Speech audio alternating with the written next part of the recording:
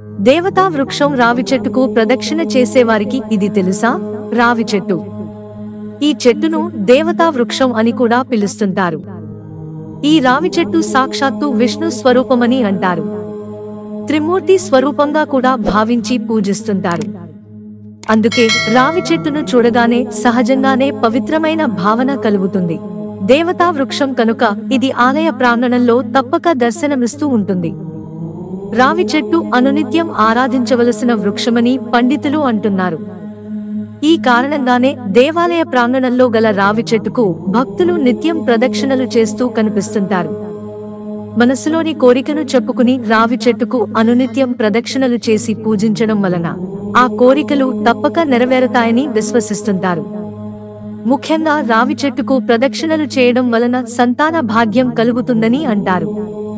అలాంటి రావి చెట్టును ఎప్పుడు పడితే అప్పుడు తాకరాదని పండితులు అంటున్నారు. ఏ రోజున పడితే ఆ రోజు రావి చెట్టును తాకడం వలన దోషం కలుగుతుంది. అందువలన కేవలం శనివారం రోజున మాత్రమే ఈ వృక్షాన్ని తాకవచ్చునని పండితులు సలహా ఇస్తున్నారు. మిత్రులారా, ఛానల్ సబ్స్క్రైబ్ చేసుకోవడం మర్చిపోకండి. ధన్యవాదాలు.